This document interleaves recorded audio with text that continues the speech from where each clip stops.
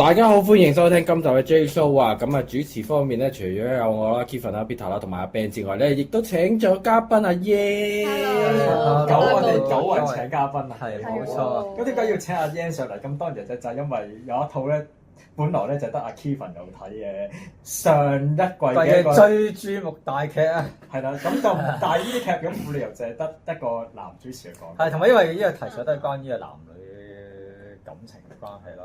係咁，所以就請咗一個 Yan 就上嚟就一齊嚟傾下啦咁樣。係。咁補充翻少少資訊先，其實我好努力已經碎佢兩個睇㗎，真係搞唔掂。我本來覺得阿 Ben 係會睇㗎。係咯，點解唔睇啊？應該係報學期喎。竟然係咁，唉！好努力，因為我覺得其實啱佢哋睇嘅。係咯，我都覺得啱。唔係啊，唔係啊，我係覺得所有人都應該要睇。唔係因為阿 Ben，因為之前阿 Ben 有講過，如果呢套咧係只係一套2個鐘嘅愛情嘅電影，佢會睇。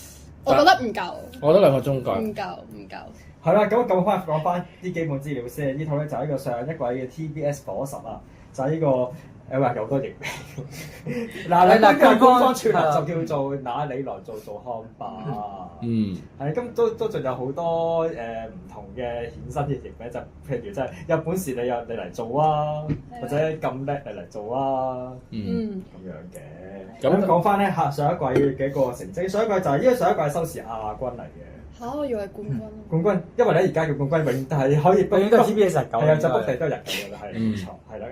係啦，因為其實 TBS 火10都已經沉寂咗有好一段時間，即係收視或者喺個口碑上，所以呢套都幾難得嘅。咁講翻啦，呢套咧都係佢所謂良作推薦嘅，因為佢開播就6.3嘅，咁咧最低咧就係第4集4.5，但係嗰啲應該係我記得係撞咗有啲咩體育比賽嗰啲嘅，係啦，咁樣咧大結局就係8.7，亦都係佢成套嘅最高。不過8.7就好耐冇見過啦，你喺個火10時段係啦，咁平均就7.1嘅，係啦。正就係 Peter 最唔多想見到嘅收視升幅，就係倒吃甘蔗。都唔係㗎，都唔係睇下咩作品啦。呢套我冇睇，我又冇乜特別嘅感覺，係啦。咁呢套咧就因為呢套咧其實咧喺啱啱開播，即係喺播之前，其實咧大家嘅期待度其實唔係啲特別高。唔係，其實咧你大家會有發覺TBS 火10咧 hit 嗰啲劇咧，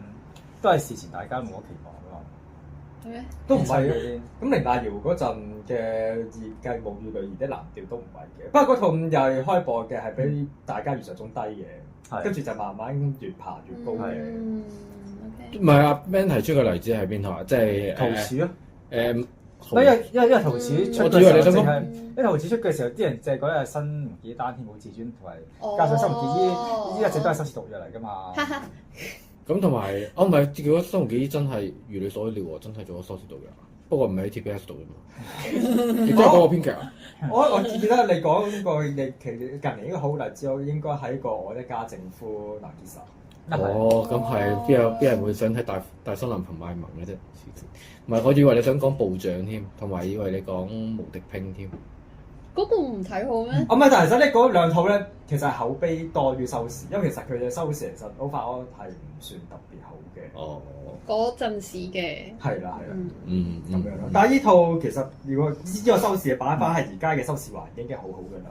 你諗下而家嘅黃金檔好多3啊4啊，係2啊，咁悲慘㗎，好低㗎。今季好多嘅2啊3啊啲㗎。唔係，可能啲人都係睇 TVB 同心劇差唔多。冇錯，個個都係為咗睇。都唔係㗎，有啲真係低到連喺嗰個網播成績都好差。譬如呢個中村倫也主演嗰套 Dream， 嗰個抵死我想講。呢個係因為呢個係嗰個揀人決策上嘅錯誤嚟。而嗰個揀人決策唔係因為關男主角事喎，係關 TBS 啊，而係關嗰班仔事。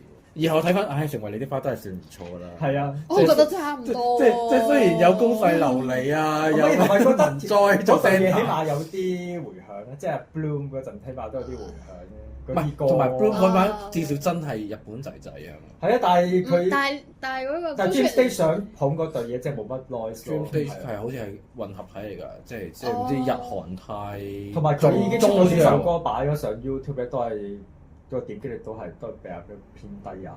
正常嘅，我睇 TGC 咁啱睇到佢哋個 stage，係咁啱睇個 stage，真係覺得我人生中從來未咁樣覺得過中村倫也原來真係咁靚仔。即係冇比較冇傷害。好啊，佢翻正。OK。係啦，講翻，因為咧其實咧點解講話一開始套嘅期待度低？首先一方面就係頭先一開始所講，就係個 TBS 火石已經有好一段時間係即係個口碑同埋收視率比較偏差啦。另一方面就係因為咧喺呢套之前嘅《竹內良真》咧已經係叫做。個口碑，一定冇主劇好咯，冇主劇。就一口碑都插都淡。唔係，等先，我想問下佢嗰個口碑係演技上嘅口碑啊？ both OK。因為我諗佢即係之前一直即係好感度，應該係去到龍王為止嘅我估啊嘛，即係剔手指之船啊，應該係。好似差類似啦，類似。跟住之前因為我記得好似同。即係之前節目有講過佢有傳過一啲緋聞㗎嘛，即係例如話對係咪吉谷賽之前係啊，跟住再加上即係之後佢主演嗰啲劇嘅 image 都唔係好討好嘛，即係例如即係在世界終結之日啦，即係要你在世界終結之日。但係嗰套唔係好紅咩都？紅到好多季，然後係有啲莫名其妙嘅，但係佢 image 上唔算特別有好感嘅，因為套嘅劇應該係其他角色比佢更加受歡迎嘅，即係例如范風啊、粒松醬啊、原美嗰啲。然後呢個亦都係咧更加唔理解阿 Ben 點解唔睇原因，明明呢套戲就係有喪屍大劇嗰對情侶。邊兩？裝條彩尾，好可愛喎！就係唔理佢。咁所以咧，其實因為有張良仔，所以其實咧，同埋你因為嘅基台雙主演嘅，你一個主演就係夏凡，但係夏凡咧就做配角就做得多嘅，主演佢有得偏少嘅。佢好似係計幾時越南啊？越南。所以其實咧，你耐喎，好耐。所以其實你睇排面，其實咧你都會覺得呢套應該係撲眼街嘅。同埋其實有冇另外一個外圍因素就係因為譯角啊？即係傳聞，因為傳聞咧，竹內良真嗰個角色本身係吉澤亮做嘅。哇，好彩咋！如果唔係我就會錯失一套好嘅。其實好多人都係咁講嘅，都係即係總之最尾係 win-win 咯。係啊，係因為個問題就係即係呢個要倒帶翻我哋之前即係新聞有講過係上年頭咧，就係因為吉澤亮因為醉酒。咁所以咧，即係即係衝入去民宅咁樣，咁結果就逆角啦，即係傳聞係未冇證實過嘅，係啦。唔係今日出頭咪 win-win 咯，係。啱啊。同埋又好似據說本身都唔係揾夏凡嘅，但係又好似就係因為調轉咗揾咗竹內，好似之後再夏凡好似原本都唔係首選。所以你見到其實咧，本身成個企劃都係比較，我覺得我 TBS 一開始都唔係真係好重視。即係拉夫上馬。你再諗下，同埋咧，你睇翻佢後面嗰集配角都唔係一啲好係啊，唔係好出名嗰啲。青木友啊，呢個杏花啦，前元歲書啊，係啊，即係係咯，都係啲比較叫做你有睇開日劇認到個樣，但係你噏唔到名咯。咁所以我覺得出到嚟有呢個成績，真係純靠嗰個劇情。嗰個係咪演員之間嘅化學反應係啦，同埋因為睇翻其實呢套都唔係呢套本身係漫畫改編噶嘛，但係咧睇翻個編劇都唔係啲好出名嘅編劇，新編劇嚟嘅安藤輝啊，係啊，表現得好好。安藤輝又係嗰啲TBS 編劇大獎唔知得獎者嘅首部創作劇本啦，咁所以因為呢套改編都唔係原創啦。所以你見到成個企劃本身應該一開始 TBS 都唔係真係好重視啦，即係諗住俾新人試下手啊咁樣嘅感覺比較重啲。係咯，因為TBS 嗰季又當然係就係壓住喺呢個The Royal Family 啦，即係日劇啦。咁其實都成功嘅，其實咁樣睇翻出嚟。即係佢而家咁最尾都唔止嗰度成功，咁成功多一套添。咁同埋咧，其實咧另外咧亦都成功令作者紅咗嘅。其實甚至咧。佢作者個老公咧，同一季都有劇，亦都係大紅咗。男主角就係江山天音加呢個沈七菜，平屋慢生活啦，就係呢個 NHK 夜間劇啊。咁結果佢兩公婆就係各自就紅咗。咁啊，講翻呢套，我覺得呢套好表面上咧係有啲似看似啦，表面上啦，看似昨日的美食嗰種 feel 嘅，即係都係嗰種透過食物去治愈人心。但係個劇情好彩嘅地方就係佢一開始就係設定就係男女主角係分咗手嘅，然後大家都以為係咪會透過食物然後佢兩個箍翻煲咧？係有嘅，咁但係先會唔會劇透啊？劇透留翻結局嗰集咯，劇唔劇透？劇透咯，都過咗成2個月咯。都 OK 嘅喎。可以啫，好。咁我覺得佢中間我覺得反而係好睇嘅地方就係嗰個男女主點樣成長。係各方面嘅成長，甚至係帶出到兩個嘅相處其實唔一定係其中一方嘅錯，其實雙方都有一定嘅責任。冇錯。而套戲當然係一開始梗係真係設定係男主角做咗好多差勁的事情啦，咁當然其實又換個角度，其實就係佢生活喺嗰個環境、家庭環境而形成咗嗰個性格。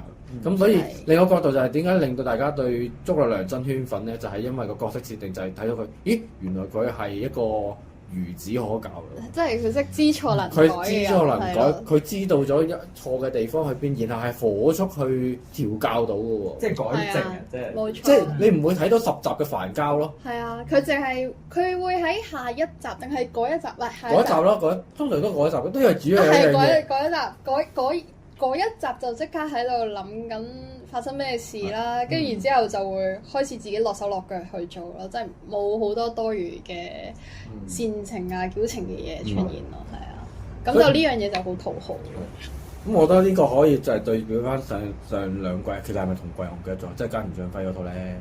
菅田將暉你哋上次咪鬧咗好耐，就係去到最後一集都係死不悔改㗎嘛。我冇鬧啊，我欣賞㗎。唔係都係覺得呢條友都係，唔係講菅田將暉嘅演技，即係個角色本身，都係要做自己。係啦，咁但係祝乃良真好睇嘅地方就係，唔係即係個角色好睇嘅地方就係，哇！原來佢係會不斷反省，然後成為一個好男人。我覺得咁呢個真係一個男人嘅範本啦，因為每個人都係咁而。又同時又係一個而看似交叉發展，就係都要講下夏帆嗰條線。然後夏帆就係一個本來就係好有嗰種賢良淑德、太過禮好傳統，但係然後就發現原來過於禮讓都係唔係一件好事。其實應該有陣時都要自私少少為自己。係首先要以自己為重，要愛自己，咁先可以令到往後嘅生活或者對所有嘅事情係更加美滿、更加好。係啦，咁。然後就係再加上就係各個配角咧，嗰啲配角都我覺得好欣賞，就係佢即係可能有啲戲份唔係好多，但係佢嘅存在感好鮮明，而且係真係好唔係工具人咯，唔係工具人，同埋好可以支撐到主角嘅成長，睇到係啦。咁亦就算係有一啲好似渣男嘅人咧，但係又睇翻，其實佢又係好好。其實佢又好好，其實佢可能佢嘅生活方式係咁，然後就係覺得。其實只係人夾人，兩個就唔應該碰撞埋，即係喺感情上碰撞埋一齊啫。咁但係成為朋友係 OK 嘅。咁我覺得呢個亦都係令到嗰個人嘅性格可以立體啲，同埋唔會好模板。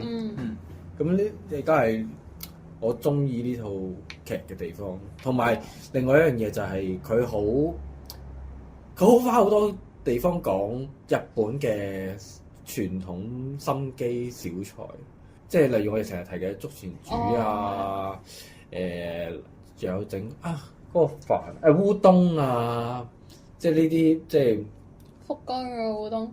係啊，雖然我覺得有啲離譜嘅，即係佢要堅持到咧整湯都要用牛雞啊，即係然後烏冬都要自己真係搓麵粉啊，我覺得呢件嘢好。我都知道咧，佢係每一集都有一樣嘢食定係點樣嘅？唔止一樣㗎，唔止一樣嘅，係啊！但係佢冇特定話嗰個 chapter 話要嗰日要整啲咩嘅，佢唔刻意去做呢樣嘢做埋啲。係只不過係順便咯，即係你嚟我屋企食飯，咁我咪整嗰個咩整火鍋咯。我記得有小籠包，係啦，小籠包。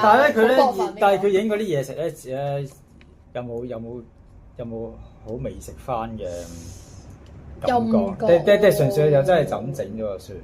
我覺得好令觀眾覺得好食嘅地方係因為睇到男主角嘅努力，點樣去由因為佢點樣由一個真係一竅不通嘅人，佢係一個大男人，完全靠女朋友煮飯，然後佢飯來張口。仲有最 PK 嘅地方係佢係會堅持 judge 嗰啲色啊，即係例如哇點樣全好好味，但係全部都係咖啡色嘅。係啊，呢啲咁 PK 啦。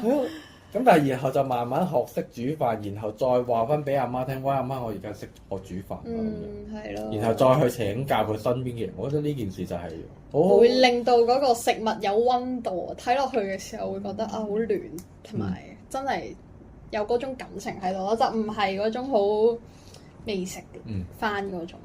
當然套戲另外一樣我覺得有趣嘅地方就係講緊世代交替，唔係即係 Gen Z 整頓職場，算唔算啊？唔係，其實應該係昭和平成令和之間嘅時代衝突。係咪咧？因為嗱，竹內涼真佢係啦，竹內涼真係老細，竹內涼真自己好昭和。係啦，佢竹內涼真一開始係好昭和嘅，但係後來就其實變得好平靜啲嘅。咁佢生於係平成，應該係四零整啦。但係佢跟隨老豆好昭和係噶嘛。係。咁但係偏偏佢有一集佢個同事係另外係 Gen Z 嚟噶嘛。咁但係點講？但係嗰個工作上嗰個效率嘅問題，亦都睇到啊！日本人又係做工作嗰個一板一眼咧。原來發現，如果今時今日係開始唔會嗰個先係有趣嘅。都係嘅，即係可以點樣會睇到少少呢一啲衝突咯。定係平成係嗰個女仔啊？啊係喎，其實佢女同事係都係好平成喎。係個女同事係會窒啊，竹內涼真㗎嘛，係啊。佢同事喺邊度做啊？杏花。我就係 hit 咗好好。呢話時話杏花，我知佢話杏花係憑住呢套彈起㗎嘛，但係點毒舌咯？哦。match 咯個角色。係啊，佢做得好好，演繹得好好。係。同埋就係好做到嗰種，其實佢有能力，但係佢作為下屬，佢又會好願意配合上司，即係竹內涼真嘅任何一個決定，然後就互補咯，互補。係咯。因為杏花另外一個 partner 就係呢個前原瑞雪啊，唔係即係其實一個就係一個比較腍啲嘅，即係男同事就比較腍啲嘅，但係女同事就比較辣啲嘅，就會直接講你咁樣得唔得㗎咁樣咯。但係男同事就會再婉轉啲咯，婉轉啲講咁樣。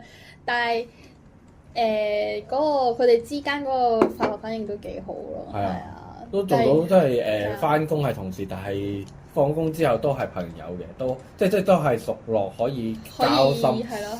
即係你諗下，即係一個上司無啦啦向兩個同事講自己啲感情事，我覺得其實尤其喺日本應該唔會好。唔係，不過一開頭都唔講㗎嘛。啊。係啊。但係因為太明顯啊嘛，因為實驗室都太明顯啊嘛。咁所以嗰段係，我覺得呢三個都好睇啊。甚至有一開始我都睇下都覺得啊，其實會唔會最後配對咗？竹內涼真杏花嘅咧，我會喊嘅冇啊！因為杏花有啲跡象係有少少中意嘅，但係唔知係傾慕上司定係暗戀上，即係真係但係我想睇杏花同埋渣男多啲。邊個渣男？青木友。哦。咁樣咯。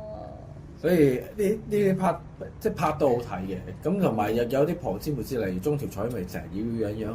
嗱，中條彩眉就擺明就係同竹內涼真冇關係嘅，即係差少少啦，有少少啦，但係好快就認清，兩個係冇可能嘅，咁但係就成為咗閨蜜嗰個設定都係好睇嘅，尤其我發現原來中條彩眉做呢啲叫做 trendy 嘅角色。原來都幾靚嘅，佢靚，佢 model 嚟㗎。我知佢行 TGC 㗎。你係咪睇慣咗佢喺 Tokyo Man 嗰度做㗎啦？唔係，其實我佢 OK 㗎。我以前一直都覺得佢唔係太靚。我真係唔係我唔係可能眼光佢嗰個樣同佢個年齡有落差，咁佢可能而家都三字頭啦，係咪已經成為咗人妻啦？係啦，咁就變咗嗰個氣質同埋佢嘅樣就 match 翻少少，咁就會好睇再好睇啲咯。但係我覺得佢不嬲都 OK 嘅。有話演技嗰個另計啦，但係而家好咗嘅。咁嗰啲各方面拍都好睇。其實呢個調翻轉嚟應該要再講埋下凡嗰啲咯。下凡嗰段係講得好少，因為咧下凡另外一 pair 咧，即係佢個同居同咩室友。你講個髮型師啊？個髮型師。Saya 同埋落區就係做 bartender 啦。然後Saya，我之前冇乜點睇過佢嘅作品，但係佢今次做咗一啲叫做又唔係算奔放嘅，即係總之直話又係好直話直説嗰個朋友都係 charm 嘅。而落區咧，因為之前平時都係唔係佢 Saya， 即係佢朋友又唔係好直話直説嘅，只不過咁啱佢講到嗰啲嘢好有 point。係啊，好有 point， 跟住就聽落去咧，又會好受落咯。係咯，嗰種咯。而落區，因為我之前睇嗰啲作品咧，我覺得落區個形象咧有啲似早期嘅綾野剛，即係專做一啲仆街角色，即係啲渣男啊。因為佢而家有似嘅。落區唔係 BL，係咩？佢近最出名咧就係同阿白周迅拍嗰套唔知咩 Line 啊嘛，嗰套咩 BL 劇啊嘛。因為佢有個樣又有啲似 fuck boy 樣嘅，但係今次佢係做唔係喎，佢今次都係做3B 其中一 part 喎，話晒 bartender。但係佢係暖男嚟嘅，都係一個好，雖然佢有啲狂野咁嘅樣，但係都係好係人夫嚟嘅，係好努力幫助女朋友兼女朋友個 friend， 我覺得呢個都係老婆嚟啊嘛，老婆嚟咩？唔係啊，我以為我未婚啊，夫婦啊，係夫婦。邊個做佢老婆啊？Saya。哦。係咯，夫婦嘅我就記得係啊，都好大方一個人，到最後都幫到下凡完成到佢嘅事業咁樣，係幾好咯，係。咁之後青木友就係，雖然我都係覺得佢唔靚仔嘅。唔靚仔。冇人講佢靚仔其實。唔係啊。係啊，尤其是咧，佢喺竹內良真一隔離嘅時候咧。知啊，我身高實在差太遠。係啊，跟住就會覺得。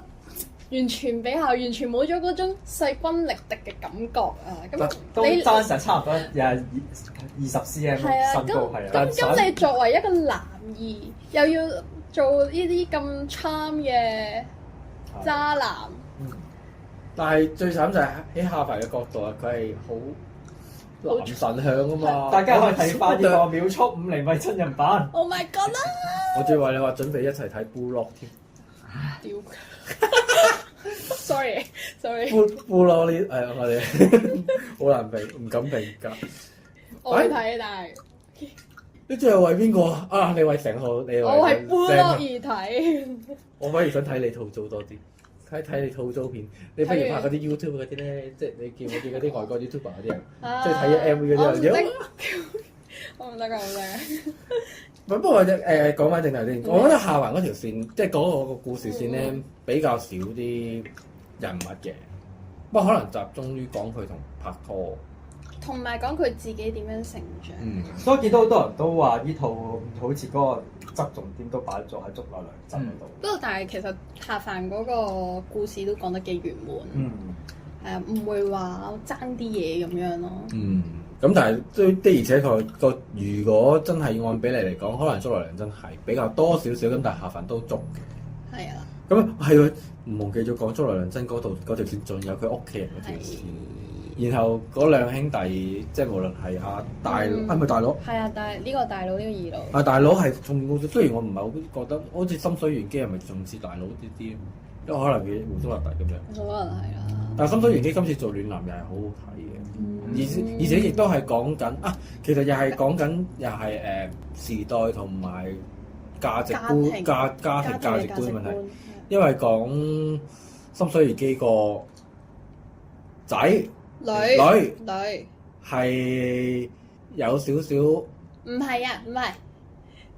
其實我分唔清啊，因為佢著咗短頭髮啦。唔係，因為咧嗱，講翻先，竹內良真嘅屋企就係好傳統嘅屋企嚟嘅，咁佢就會認為女仔咧就應該要着大紅色嘅書包啊，要長頭髮啊，要着裙呢一啲嘅。咁所以咧，佢爸爸媽媽咧，即係爺爺嫲嫲啦，爺爺嫲嫲咧就會去準備呢一啲嘢，想俾個乖孫咁樣樣嘅。咁但係個孫本身咧自己就係中意着褲，係一個野孩子嘅女仔咁樣，即係中意着褲啊，藍色嘅嘢。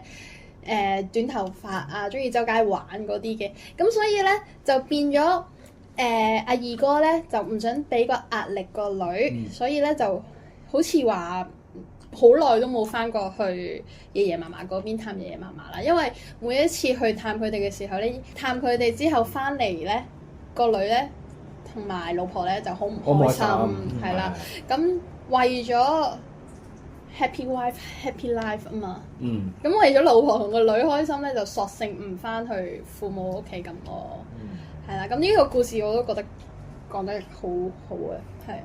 唔係同埋我都覺得，即係講翻一個男人應該要捍衛啲乜嘢啊？係啊，即係唔好因為自己上一代嘅價值觀，然後再禍害下一代，或者自己會令到自己唔開心咯。即係你要認同翻自己，即係你要做個行為要點講啊？要配合翻你認同嘅價值觀，咁先至係最好嘅人生咯。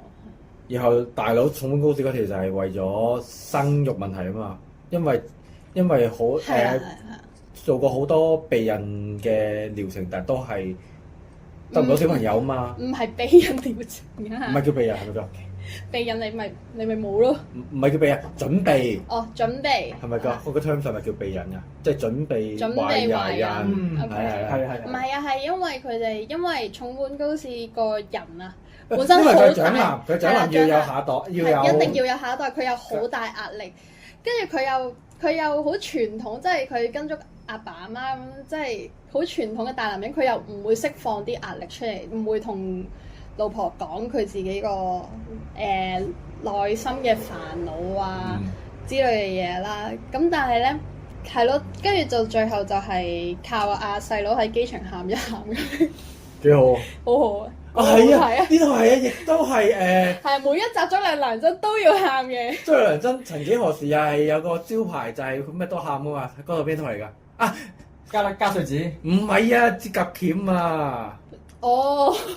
我冇睇黑色紫血鉗，我唔知啊。黑色紫血鉗佢成名係黑色紫血鉗啊！係啊，佢要集都喊啊！好，但係其實咧，佢後期咧呢類路線都多嘅喎，即係譬如一剔收消磁都有嘛。其實佢喺喪屍劇入面都喊得多嘅喎。其實咧，再會都有嘅，再會係演技咁會。可能佢招牌唔係即係呢啲苦大仇深嘅。嘅男人係佢嘅 comfort zone 嚟㗎嘛，係。但係呢個唔係苦大仇深嘅男人。唔係，我即係純粹講緊係佢喊一個表現啫，係啊。但係因為佢招牌㗎，應該佢話佢嘅。但係因為其實點解另外一方面就係襯托咗三兄弟好睇地方，就係因為咧，如果再對照翻，其實三兄弟入面最細嗰個係最似佢老豆咯，即係最嘢承接到老豆嗰種生活方式嗰個價值觀㗎嘛。係啊。咁但係咧，然後慢慢發現就係，咦？佢係轉變到，然後再去用佢嘅方式去引導翻兩個阿哥處理翻各自嘅家庭。其實佢冇引導二哥嘅，二哥自己搞掂自己。佢引導咗大哥咯。相反應該係睇到二哥嘅生活方式，然後就去再反思自己嘅生活方式。係啱。咁我覺得就係呢啲位，我覺得做得好好，因為尤其係佢唔係即係睇到係後段發現，其實咧男女主角佢哋個拍唔拍拖咧，其實都唔係睇咁重要嘅。反而就係真係睇佢哋個成長，發現呢個先係。同埋其他人都點樣因為呢個男主女主嘅成長，而佢哋自己都有一個成長。我覺得呢件係點講咧？好似以前睇嘅日劇咯。好有以前睇嘅日劇嘅 feel 咯。我覺得係將以前嗰種婚戀劇啊，或者係愛情劇再升華咗另外一樣嘢，好有一個生活感之餘，但係又唔會係俗套，好説教。我覺得呢樣嘢係非常之好。同埋我覺得我最中意個點就係佢真係好，你頭先都有講，因為好多時候呢一啲劇咧。又或者你講得唔夠全面，佢就好容易將對錯嗰個位咧就會話晒係一個人唔啱。但係其實真係唔係噶嘛。你感情出現問題一定係雙方出，一定係兩個人都有做得唔好嘅地方。我覺得呢個佢詮釋得真係好好，所以係啱所有人睇。我覺得冇錯，我都覺得。所以反而咧，其實另外一方面，食物都好睇嘅，但係食物就又唔係一個賣你會感嘆呢個男主點解可以咁短時間之內做到小籠包出嚟喎？係，同埋煮到一餐好嘅食物，然後去俾周遭嘅朋友去品嚐，呢件事都吸引。係啊。男主角無論喺生活上吸收新事物，然後喺食物嗰度吸收新事物。佢以前係唔中意飲呢個可樂 high 波噶嘛，覺得呢啲唔係酒嚟噶嘛。但係以後發現，原來真係 OK 喎，唔一定淨係飲清酒同埋啤酒呢啲傳統酒類。我覺得呢個就係呢個所謂文化衝擊，然後再去令自己轉變咧，都係同埋佢見到女主角改變自己嘅形象，同埋發現女主角新嗰一面嘅時候，佢都係覺得有慚愧啊！係啊，佢唔係覺得點解你會變成咁嘅？佢係會覺得自己以前竟然令到你壓抑咗咁耐，會覺得好內疚咁樣咯。呢一下我覺得係真係好討好嘅。不過聽你咁樣講，呢個男主角真係同我哋一般認為嘅所謂就傳統日本大男人都有啲分別嘅，即係起碼知錯能改。就係呢一樣嘢，所以先至睇落去啫嘛。如果唔係晨早 cut 咗佢啊。所以其實另外一樣頭先就係倒帶講翻，就係點解覺得今次竹內良真呢個係選角咧？就係咧，竹內良真本身又高大啦，網絡又成熟啦，即係做上班族嚟講咧，唔係。竹內良真係靚仔，但係又未去到話靚仔到話個發光嗰啲，係啊，唔係嗰啲。因為佢不嬲咧，佢塊面右下角嗰粒物咧，都係一個硬傷嚟，都係都係硬傷，但係又係一個辨識點嚟喎。係。但係我覺得但係唔知係咪因為玩開體育咧，所以佢自己本身就有嗰種氣質喺度。係啊，佢係一個踢足球出身㗎。係啊，同埋咧，因為竹內良真咧，經過佢以前嘅演出咧，都係有少少獨特嘅鳩感噶嘛。咁所以佢今次佢嘅喜劇演出又覺得好啱啊。所以就係到底頭先講翻，哇！如果吉澤亮就真係好唔啱，因為吉澤亮係真係嗰種個補給美男向啊嘛。即係你會行出嚟，你會覺得哇！真係周遭嘅女同事應該都會冧佢，而且我唔係太 get，唔係好難想像到吉澤亮如果係做搞笑方面，即係呢一種喜感係會係點樣嘅發揮咧？難啲咯，係咯，真係唔知啊，可能對佢有刻板印象啦。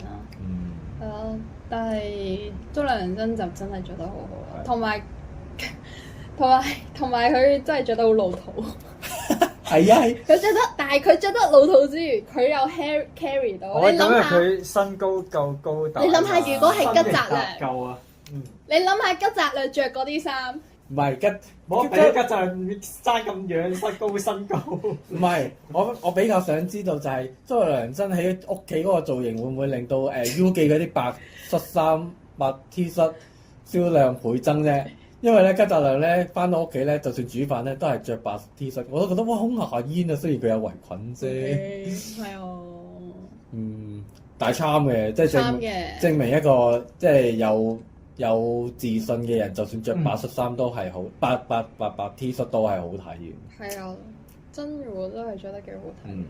而下飯，但係老老實實嗰個粉紅頭無敵聽頭咧，其實我唔係太識欣賞嘅。我覺得 OK 嘅，但係我覺得係突出咯，突出咯。OK，因為本身下頭嘅樣，你話佢好靚女又唔係，真係好普通嗰啲咯。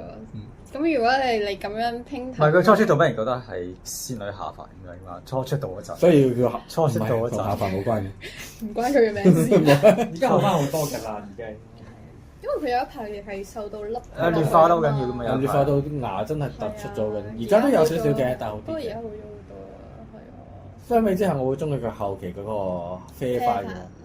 順眼啲。咁但係如果要突顯到一個平凡 OL 突然間要蛻變，要咁留一個模式比較好啱，呢個係啱嘅。就真係要染髮嘅。係啦。咁對佢嚟講，我都覺得係一個，即係無論係角色上本身，甚至係對演員上嗰個變化，都係一個好好嘅係啊轉捩點嚟嘅。所以各方嗰個藝每集都要睇嗰個超過電視劇。我想講咧，竹內涼真咧每集咧都會睇講有一段篇幅咧，就係講佢睇疑似東京愛的故事咁嘅劇情。我就心諗佢睇咗咁多年都唔厭嘅咩先？正常啊，一套好嘅劇係睇咁多年都唔厭。但係閒時我都係要開串流嚟睇，我就覺得得咩？咁佢都冇嘢做，有冇女朋友？咁你一邊煮飯一邊睇，咁好正常啫。咁啊係。跟住然之後喺度一邊睇一邊 FF 佢嘅前女友同埋個渣男點樣？喂，值得一提喎，骨優輝都係有份拍 Blue Lock。邊個？骨優輝即係疑似翻版織田裕二。唔係骨優輝都唔靚仔，但係順眼咯。唔係叫順眼嘅，即係叫做唔醜咯咁樣。最冇 Blue 嗰單最順眼都係邊個啫？大公子啊！二公子嗰野村康太啱啊！我都唔係好順眼嘅啫，其實。但係對男主角就Blue 嘅男主角就好。不過我哋其實已經講晒成套戲。嗰個片主題曲係有冇主題曲喺度？有片頭片尾添㗎。因為片尾係 This Is Last 嘅 Shape Shifter。我冇咩印象。我對插曲就係呢個就嚟會嚟香港開演唱會嘅 Chili Beans 嘅一個 That's All I Can Do 啊！真係冇咩印象。因為 Chili Beans 嗰首好似真係每次去煮飯啊，或者去超級市場買嘢嘅時候先會播嗰度。係啊，真係冇咩印象。係所以咧就好意外地咧，雖然套劇紅咧，但係呢兩首歌都好似冇乜迴響嘅。係啦。所以都呢個都印證翻咗喺我哋上次新聞講呢個日劇學院賞嘅一個嘅賽果入邊嘅。係啦。不過呢套咁多人都有睇，都唔係好使我哋介紹啦。因為呢個唔係好使我哋推介。係啦，不過大家有興趣都可以揾。如果你仲未睇嘅，都可以揾翻嚟睇嘅。係啊，我覺得值得睇啊。係值得睇嘅呢一個。我難得係覺得佢唔長咯，即係我唔記得咗有時會長啲，有時冇啊，全部9個字咩？全部9個字。因為而家都係夠45分鐘嘅播集，但係其實應該係頭尾有加長㗎嘛？有冇？好似冇。都頭有加長啩？好似冇，我記得好似冇。同埋即係至少個每一集我都唔覺得好快，唔覺得感覺漫長。係啦。佢每1分鐘都有嘢講。同埋佢有一啲花巧嘢都係設計得有趣嘅，即係例如講將佢哋兩個嘅愛情故事打扮成係一套 Netflix 嘅集數。我都睇翻先係喎，因為咧佢只係第9同第10集係擴大咗5分鐘啫。跟住其他都係冇加長。真係多謝佢。不過佢得心喎5分鐘啫喎。真係多謝佢。但係咧，其實而家都有發覺，你啲日劇咧都開始咧，即係除咗 TBS 日劇依然都係好中意頭尾25分鐘擴大。第2集15分鐘擴大之外咧，而家開始好多劇係基本係成套都冇擴大嘅。算啦，冇嘢寫就。又或者成套都50分鐘，成套都係齋吹水。NTV 水10，同埋亦都再有富士月九會好中意第1集30分鐘擴大。好似係啦，係啦。我記得有一季富士月九啊，因為個30分鐘擴大，然之後就 cut 咗嗰套嘢。係我有腳步嘅，成日見到第1集30分鐘擴大都會。就係嗰套邊套我唔記得咗。有好多都係嘅。係啊。係，不過係咯，你諗下，其實咧阿 Yan 咧都好少睇日劇嘅，諗下佢竟然都睇得晒，你就知道呢套都係非常之值得大家睇翻嘅。係啦，阿 Yan 嘅入含金量。係啦，冇錯。金漆招牌啊！係咁。所以今季學院想掃咁多男女主，都包攬埋，咁我覺得導演都係實至名歸嘅。啱啊！我覺得佢有啲美術嗰啲 design 係做得好好。好即係比起以前我睇，即係有一排點解唔睇，就係覺得有時好似拍得好簡陋咁樣樣。有一段時間都係。係啊，但係呢一套就唔係咯，有啲精緻啲咯，嗰啲設計。係啊。所以更加期待呢個編劇後來嘅，即使無論改編又好啦，原創作品啦，我都係期待佢後續發展嘅，亦都期望。算啦，唔使期待嘅。應該好快就寫得好快睇咯。咁啊係。係啊。咁反正其實坊間嘅好多人都唔係好重，即係都唔係好睇究竟邊個編劇嘅。又或者因為其實有時名編劇都會賴嘢。咪咯。你期待過幾多新編劇到最後？我冇期待過森方老師啊！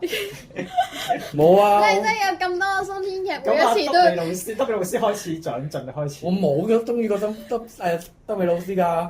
雖然我有睇佢成名作咋。德美老師開始長進嘅，我覺得。又開始揾到佢嗰個唔會揦嘢嘅方程式嘅。我自己親情啊嘛，下季咪走溫情咯。係啊。金毛丁田啊，我記得。下季邊個？下季有套金毛丁田啟泰搭住別個，唔係叫咩？做乜細香？講 free school 啊，即係講嗰啲唔拒絕返學嘅細路啊。就係德美老師嘅新作。好啊。係啦，咁唔係同埋咧，我發現我對演員嘅好感都係鋪鋪升嘅，即係我睇完呢套嘅《竹內良真》之後咧，我冇睇過下季嗰套喎。但係好似但係有人號稱話係中年版《流星花園》喎。你咁樣講就會呃到我去睇㗎啦。但係真係上嚟講，我相信，即係上嚟講唔係。唔係首先你等先，即係以你對我嘅理解，我會唔會睇得晒？難講。OK。如果覺得如果淨係睇竹內良真同井上真央嘅嗰個對手戲應該可以嘅。但係因為佢隔離嗰兩個男應該係你嘅 grey list 啩，我估係邊兩個？賴漢同埋渡邊大之。等先，渡邊大之，諗下先，邊個嚟啊？你 search 下。OK，賴會康士就應該係 black list 嚟㗎。OK，係。賴會康士我唔 black list 佢老婆啫。雖然佢老婆都冇乜唔係喎，下個有劇白冇嘢啦，係啦。最後其實一路喺度已經有劇情，已經不斷喺度講緊演員嘅表現啦。咁其實我哋都整體嚟講就係覺得呢個係值得嘅睇嘅，亦都係我覺得應該都係已經係上季裏邊大推之作。同埋你哋重新認識咗好多嗰啲綠葉啊？係啊，因為好多都喺好多日劇實係有出現過，但係你噏唔到佢名㗎嘛。係啊。嗰個女仔咯，杏花啦，跟住前原瑞樹啦，青木友都唔算嘅，青木友都好多。係咪捧緊㗎？其實唔係捧好多年㗎啦，佢捧好多年㗎啦。又係 Puppy L 發跡。我至少3-4年前已經聽過佢個名嘅青木友。又係 Puppy L 發跡，但係又彈唔起嗰啲咯。係。但係我覺得，如果你真係講配角嘅話，就係杏花都係最出彩。所以杏花嚟緊下一季嘅 TBS 火10都係有佢㗎。咁啊睇下究竟可唔可以捉緊呢個機會啦，係啦。好，今日多謝晒呢個阿英，唔使客氣。係就為你難得你推介一套日劇，係啊。咁希望之後再有機會咧。係有好劇咪上嚟咯。係啦，冇錯，好快嘅，應該好快會有嘅，係啊。OK，好，咁今集嘅時間係咁多，多謝大家收聽。多謝，拜拜。